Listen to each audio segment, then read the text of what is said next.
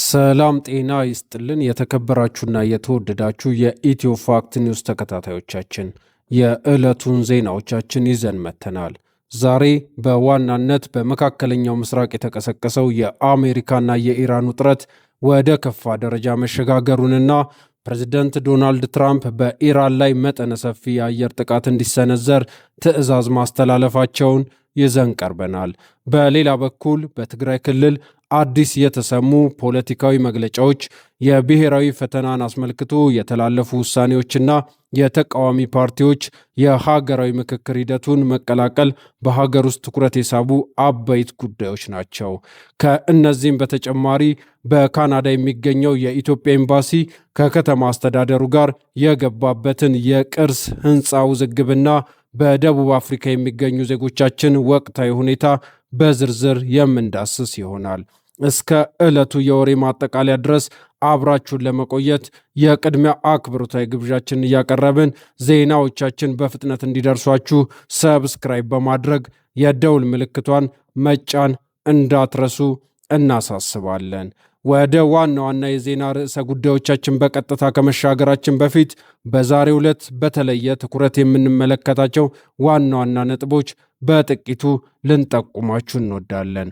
በመካከለኛው ምስራቅ ኢራን በዮርዳኖስ በሚገኘው የአሜሪካ ወታደራዊ ዕዝ ላይ በሰነዘረችው ድንገተኛ የሚሳኤልና የድሮን ጥቃት ሳቢያ 2 የአሜሪካ ወታደሮች መገደላቸውና በርካቶች መቁሰላቸው ዓለም አቀፍ ድንጋጤን ፈጥሯል።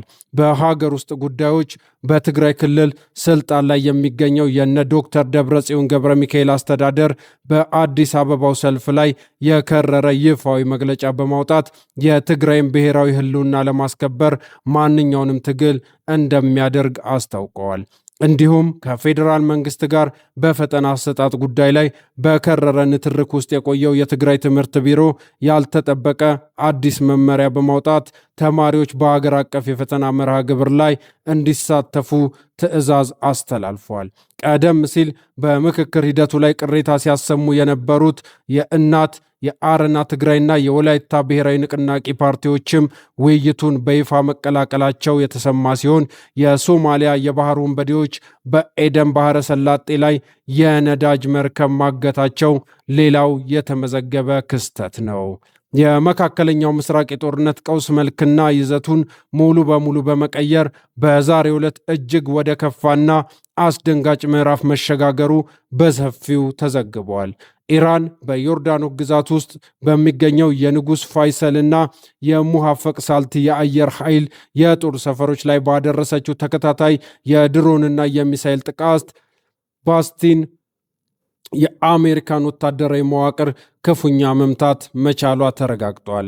በአሜሪካ ማዕከላዊ ዕዝ ወይም ሴንቲኮም ይፋ በተደረገው መረጃ መሰረት የኢራንን ድሮኖች ለመከላከል በስራ ላይ የነበሩ 2 የአሜሪካ ወታደሮች ወዲያውኑ የተገደሉ ሲሆን ሌሎች 4 ወታደሮች ደግሞ በጽኑ ቆስለው ወደ ሆስፒታል ተወስደዋል። ከዚህም በተጨማሪ አንድ የአሜሪካ ወታደር የት እንደደረሰ እስካሁን አለመታወቁ በጥቃቱ የተፈጠረውን ትርምስ ይበልጥ ያጎላው ሲሆን አጠቃላይ የቆሰሉ ወታደሮች ቁጥር አሁን ላይ 24 መድረሱን የሲኤንኤን ዘገባ አመላክቷል። ሴንትኮም በጥቃቱ ሕይወታቸውን ያጡትን ወታደሮች ማንነት ይፋ ለማድረግ ለቤተሰቦቻቸው መርዶውን እስኪደርስ ድረስ ለጊዜው መግታቱን አስታውቋል። ይህንኑ በአሜሪካ ወታደሮች ላይ የደረሰውን አሰቃቂ የህይወት መጥፋት ተከትሎ የሀገሪቱ ፕሬዝዳንት ዶናልድ ትራምፕ እሳት ለብሰው እሳት ጎርሰው ሌሊቱን ሙሉ ድንገተኛ መግለጫና ትዕዛዝ ሰጥተዋል። ፕሬዝዳንት ትራምፕ ለአሜሪካ ማዕከላዊ ዕዝ ጦር ባስተላለፉት ቀጥተኛ ወታደራዊ ትዕዛዝ በኢራን ላይ የሲኦልና የገሃነብ ደጆች እንዲከፈቱባትና ሁሉን አቀፍ የማጥቃት ዘመቻ እንዲያፋፍሙ አዘዋል። ይህንን ይፋዊ ወታደራዊ ትዕዛዝ ተከትሎ የዩናይትድ ስቴትስ የጦር አውሮፕላኖች በኢራን መዲና ቴሄራን ጨምሮ በተለያዩ የሀገሪቱ ስትራቴጂካዊ አካባቢዎች ላይ ከባድ ፍንዳታዎችን ያስከተለ ድብደባ መጀመራቸው ተሰምቷል። የአሜሪካ ብሔራዊ ራዲዮ ኤንፒአር እንደዘገበው አዲሱ የአየር ድብደባ ከዚህ ቀደም ከተሰነዘሩት ጥቃቶች ሁሉ መጠኑ እጅግ የሰፋና በኢራን ወታደራዊ አቅም ላይ ከባድ ውድመትን እያደረሰ የሚገኝ ነው። ይህንን ከፍተኛ ወታደራዊ ውጥረት ተከትሎ በዋሽንግተን የሚገኘው ነጩ ቤተ መንግስት ወይም ዋይት ሃውስ ያልተለመደና ጥብቅ የሆነ የደህንነት ክልከላ ተጥሎበት እንደሚገኝ ታውቋል። ፕሬዝደንት ዶናልድ ትራምፕ ከአንድ ዓለም አቀፍ ጋዜጣ ጋር ባደረጉት የስልክ ቃለ ምልልስ አሜሪካ በኢራን ላይ እየወሰደች ያለውን አጠቃላይ የአጸፋ እርምጃና የጦርነት አካሄድ አጥብቀው ተከላክለዋል። በጥቃቱ ሕይወታቸውን ያጡት ጀግኖች ወታደሮች በማስመልከት በሰጡት መግለጫ እነዚህ ወታደሮች የኢራን አገዛዝ የኒውክሌር ጦር መሳሪያ ባለቤት እንዳይሆን ለመከላከል ሲሉ የሕይወት መስዋዕትነት መክፈላቸውንም ገልጸዋል። ኢራን በአስቸኳይ ካልተገታች መላው የመካከለኛው ምስራቅ ቀጠና ወደ ከፋ አጠቃላይ የጦርነት አዘቅት ውስጥ ሊንሸራተት እንደሚችል ፕሬዝደንቱ በቁጭትና በብስጭት ተናግረዋል። የወታደሮቹን ሞት ተከትሎ ከሟች ቤተሰቦች ጋር በአካልና በስልክ በመገናኘት ጥልቅ ሐዘናቸውን እንደሚገልጹና አስፈላጊውን ድጋፍ ሁሉ እንደሚያደርጉም ትራምፕ አረጋግጠዋል። ሆኖም ይህ ወታደራዊ ውሳኔ በፕሬዝዳንቱና በፖለቲካ ተቀናቃኞቻቸው መካከል አዲስ የአመለካከት መፋጨትና የውስጥ ቀውስ እንዲፈጠር ምክንያት ሆኗል። በአሜሪካ የፖለቲካ መድረክ የወታደሮቹ መገደል መደመጡን ተከትሎ በርካታ የዲሞክራት ፓርቲ የኮንግረስ አባላት በፕሬዝደንት ዶናልድ ትራምፕ ላይ የከረረ ትችት ሰንዝረዋል። የዲሞክራቲክ ፓርቲ አባላት ለዚህ አሳዛኝ ክስተትና ለወታደሮቹ ሞት ዋነኛ ተጠያቂ ራሳቸው ፕሬዝደንቱ እንደሆኑ በይፋ በመግለጽ ጥቃታቸውን አበርትተዋል። የኢሊኖይ ግዛት የኮንግረስ ተወካይ የሆኑት ኒኩ ቡዝናን ይህንን ክስተት ፕሬዝደንቱ በጀመሩት አላስፈላጊ ጦርነት ምክንያት አሜሪካ እየከፈለች ያለችው ከባድ ዋጋ ነው ሲሉ በማህበራዊ ገጻቸው ላይ አስፍረዋል። በተመሳሳይ የኒው ጀርሲው ተወካይ በአሜሪካ በትራምፕ ምክንያት መቼም ሊከፈል የማይችል ትልቅ የህይወትና የኢኮኖሚ ዕዳ ውስጥ መግባቷን ገልጸው የኮንግረስ አባላት በፕሬዝደንቱ ላይ እንዲነሱ ጥሪ አቅርበዋል። ፕሬዝደንት ትራምፕ ግን ለዚህ ክስ በሰጡት አስቆጪ ምላሽ በእንቅልፋሙ ጆ ባይደን አስተዳደር ወቅት በአፍጋኒስታን በአንድ ቀን ስንት ወታደር እንደሞተ በማስታወስ ራሳቸውን ለመከላከል ሞክረዋል።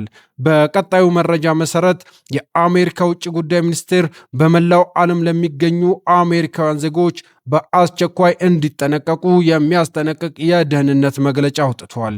በመካከለኛው ምስራቅ ያለው ከፍተኛ ውጥረት ወደ አደገኛ ደረጃ መሸጋገሩን ተከትሎ የጉዞ መስተጓጎሎችና በዓለም ዙሪያ ባሉ የአሜሪካ ጥቅሞች ላይ የሽብር አደጋ ሊደቀን እንደሚችል ሚኒስቴሩ ገልጸዋል።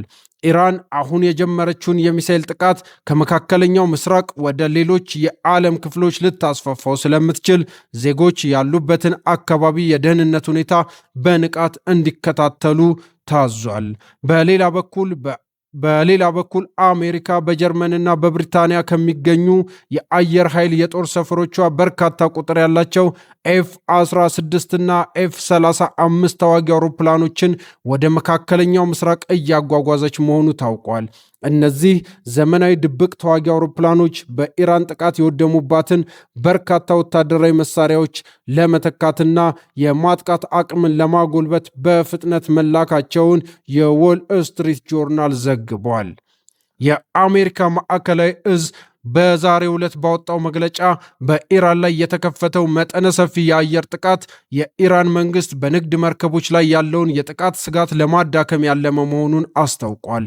የኢራን መንግስታዊ የዜና ወኪል ዛሬ ማለዳ በስትራቴጂካዊ የባንዳር አባስ ወደብና በቀሽም ደሴት ላይ ኃይለኛ ፍንዳታዎች መሰማታቸውን የአይን እማኞችን ጠቅሶ ዘግቧል። የአሜሪካ ጥቃቶች በኢራን ወታደራዊ ኢላማዎች ላይ ብቻ ሳይሆን እንደ ኤሌክትሪክ፣ የውሃ ማጣሪያ ጣቢያዎችና ዋና ዋና ድልድዮች ባሉ ሲቪል መሰረታዊ ልማቶች ላይ ማነጣጠራቸው ታውቋል። በዚህ መሰረት ባንደር አባስ ከሲሪጅ ጋር የሚያገናኘውን የሹር ወንዝ ድልድይና የሺሃድ ሚዚያ ዋሻ በጥቃቱ ምክንያት ሙሉ በሙሉ መዘጋታቸው ተረጋግጧል። አሜሪካ የኢራን ወታደራዊና የኢኮኖሚ አቅም ለማዳከም የጀመረችው ይህ ጥቃት 8ኛ ቀኑን የያዘ ሲሆን እስካሁን በኢራን ጥቃት የተገደሉ አሜሪካውያን ቁጥር 16 ደርሷል። ይህ በእንዲህ እንዳለ ዎል ስትሪት ጆርናል የፔንታጎን ከፍተኛ ባለስልጣናትን ዋቢ በማድረግ ባወጣው ሰበር መረጃ ኢራን የአሜሪካን የአየር መከላከያ ለመስበር አዲስ የሚሳኤል ስልት በተሳካ ሁኔታ መጠቀሟን ይፋ አድርጓል። ቴህራን በአሁኑ ወቅት እጅግ በጣም ከፍተኛ ፍጥነት ያላቸው እና መሬት ለመምታት በሚቃረቡት የመጨረሻ ሰከንዶች ላይ አቅጣጫቸውን በፍጥነት መቀያየር የሚችሉ የባለስቲክ ሚሳኤሎችን እያሰማራች ነው። ይህ አዲስ የቴክኖሎጂ ስልት እንደ ፓትሪያትና ታድ ያሉ የተራራቁ የአሜሪካን የአየር መከላከያ መረቦችን በቀላል ሁኔታ ለማለፍ ማስቻሉ በፔንታጎን ውስጥ ከፍተኛ ስጋትን ፈጥሯል። ይህ የኢራን አዲስ ወታደራዊ አቅም በዮርዳኖስ የአየር ኃይል ጦር ሰፈር ላይ በተፈጸመው ጥቃት በተግባር የታየ ሲሆን በርካታ የአሜሪካ ውድ ሄሊኮፕተሮች እንዲወድሙ ምክንያት ሆነዋል። የጦርነት ተንታኞች እንደሚሉት የኢራን ጥቃቶች ከቀን ወደ ቀን እያየሉ የመጡ ሲሆን የጦርነት ታክቲኳን በተግባር ለመቀየር መቻሏ በግልጽ አሳይቷል። የአሜሪካን ጥቃትና የትራምፕን ይፋዊ ዛቻ ተከትሎ የኢራኑ ጠቅላይ መሪ አያቶላ አሊ ሻሚኒ ሌሊቱን አስቸኳይና ጠንካራ መግለጫ ሰጥተዋል። ጠቅላይ መሪው አሜሪካን ታላቋ ሰይጣን ሲሉ የጠሯት ሲሆን ዋሽንግተን ከዚህ ቀደም የተደረሱ ዓለም አቀፍ የመግባቢያ ስምምነቶችን ደጋግማ መጣሷን በጽኑ ኮንነዋል። የፕሬዝደንት ዶናልድ ትራምፕ ፊርማ በፍጹም ሊታመን የማይችል መሆኑን የገለጹት መሪው አሜሪካ ጦርነቱን ለመቀጠል ከወሰነች የማይረሳ የታሪክ ትምህርት እንደሚሰጣት አስጠንቅቀዋል። ኢራን አሜሪካን ሕመም በሚሰማት ስልታዊ ቦታዎች ላይ እየመረጠች እንደምትመታና የጽናት ዘንግ የተባለውን ወታደራዊ ክንድ ይበልጥ እንደምታሳይም ተናግረዋል። በመጨረሻም የኢራን ዜጎች በሙሉ በሀገር ፍቅር ስሜት በአንድ ባንዲራ ስር እንዲሰባሰቡና ወደ ሙሉ የማጥቃት ዘመቻ ለመሸጋገር ዝግጁ እንዲሆኑ ጥሪ አቅርበዋል።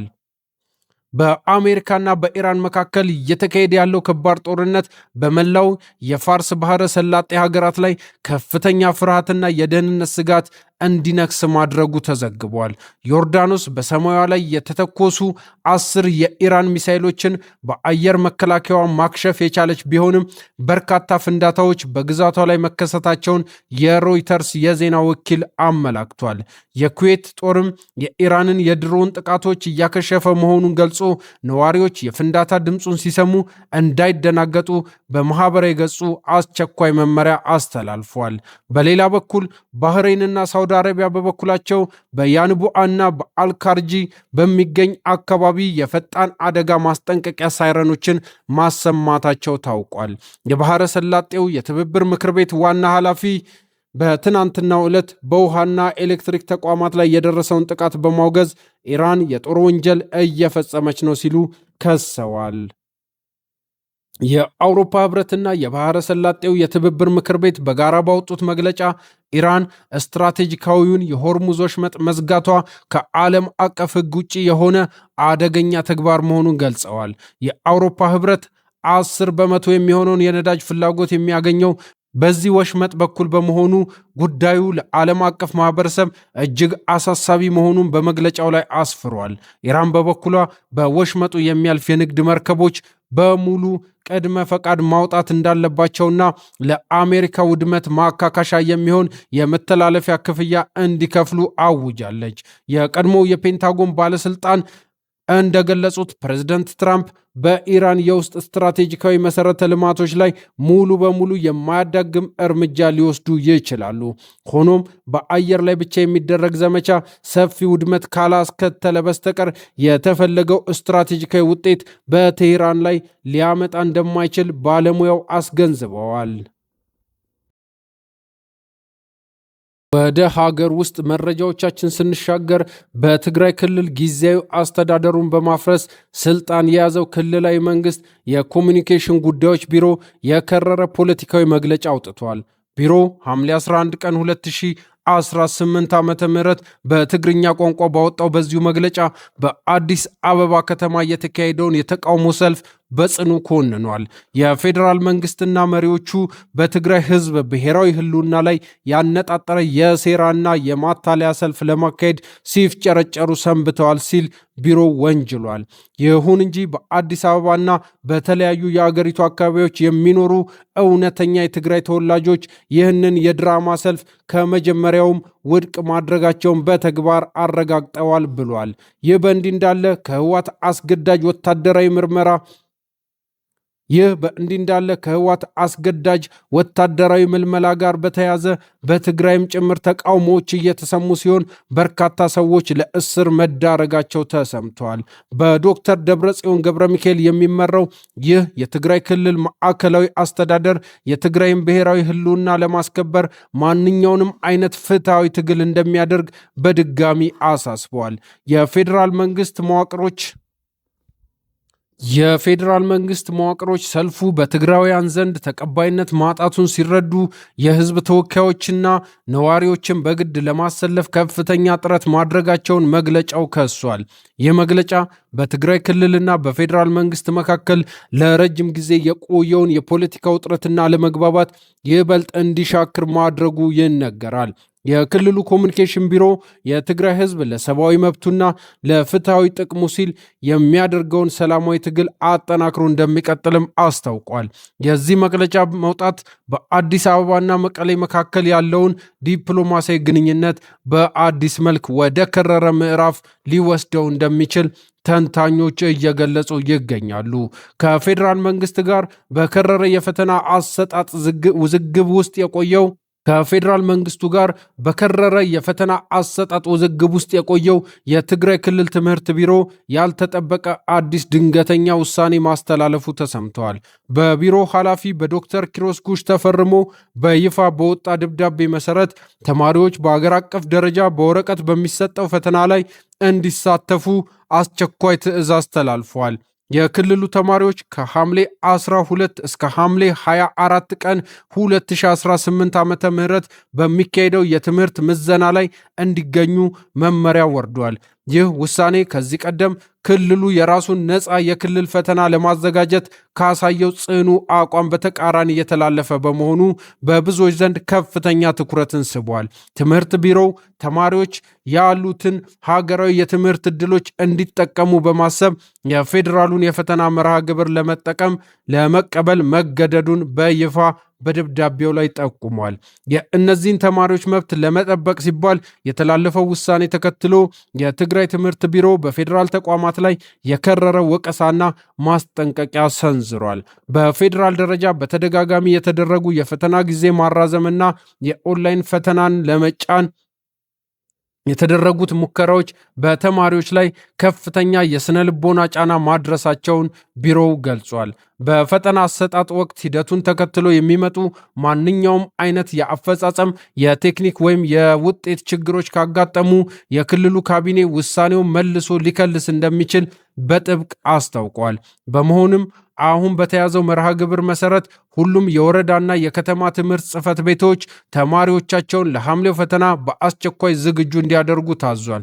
ይህ መመሪያ በፌዴራልና በክልሉ የትምህርት ባለስልጣናት መካከል የነበረውን የፈተና ውዝግብ ለጊዜው እልባት የሰጠ ቢሆንም ስጋቶቹ ግን አሁንም እንዳልተቀረፉ ተመላክቷል። በሀገራዊ ፖለቲካዊ ውይይት ሂደቶች ላይ ቀደም ሲል በምክክር ኮሚሽን አወቃቀር ላይ ተቃውሞ ሲያሰሙ የነበሩ 3 ተቃዋሚ ፓርቲዎች በይፋ ምክክሩን መቀላቀላቸው ታውቋል። የእናት ፓርቲ፣ የአረና ትግራይ ለዲሞክራሲ ሉዓላዊነትና የወላይታ ብሔራዊ ንቅናቄ ፓርቲዎች ሐሳባቸውን በመቀየር ወደ ሀገራዊ ምክክሩ መግባታቸውን የኢትዮጵያ ፖለቲካ ፓርቲዎች የጋራ ምክር ቤት አስታውቋል። የምክር ቤቱ ሰብሳቢ እንደገለጹት እነዚህ ፓርቲዎች ወደ ምክክሩ ሊገቡ የቻሉት በተከታታይ የተደረጉ ውይይቶችን እና የቀረበላቸውን ጥሪ ተከትሎ በተደረሰ ስምምነት ነው።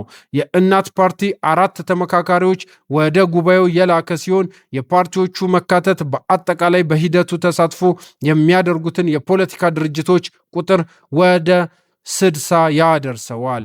የኮሚሽኑ ዋና ኮሚሽነር መስፍን አርያ በበኩላቸው የፓርቲዎች መምጣት ለሀገሪቱ ሰላም ጠቃሚ መሆኑን ገልጸው ሌሎች ታጣቂ ኃይሎችም በሩ ክፍት መሆኑን ጥሪ አቅርበዋል። የአረና ትግራይ ለዲሞክራሲ ሉዓላዊነት ፓርቲ ምክትል ፕሬዝዳንትና የህግ ጉዳዮች ኃላፊ ፓርቲያቸው ወደ ምክክሩ የገባበት ምክንያት በዝርዝር አብራርተዋል።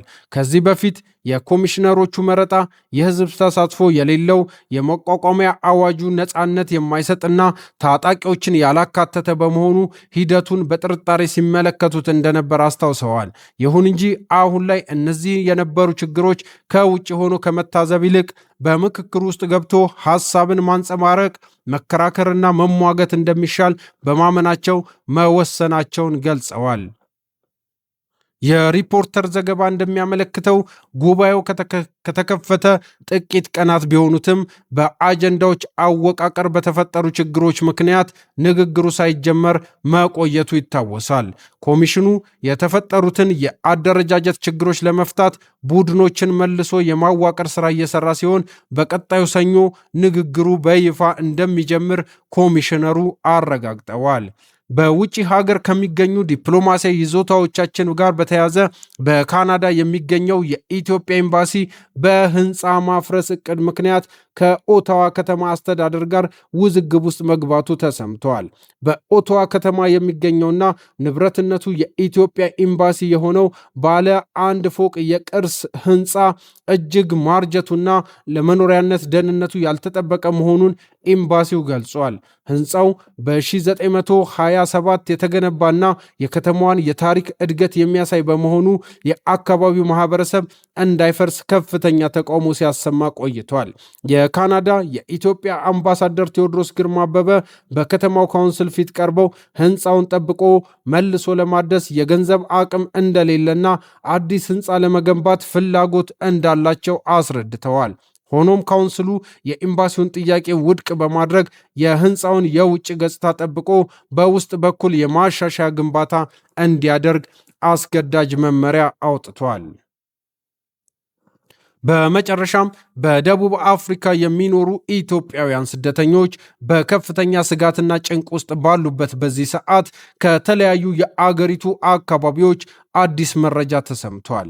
የጸረ ስደተኛ ቡድኖች የሚያደርሱት ጥቃት በዚህ ሳምንት በአንጻራዊነት ገብ ማለቱን ለነጋዴው ማህበረሰብ እፎይታ ቢሰጥም የመንግስት የማደን እና የማባረር ዘመቻ ግን አሁንም ትልቅ ስጋት ሆኖ ቀጥሏል። እንደ ኬንያ፣ ናይጄሪያ እና ዚምባብዌ ያሉ የአፍሪካ ሀገራት ዜጎቻቸውን በአስቸኳይ ማስወጣት የጀመሩ ሲሆን ይህም የኢትዮጵያውያንን ተጋላጭነት ይበልጥ ከፍ እንደሚያደርገው የስደተኞች መብት ተሟጋቾች ገልጸዋል።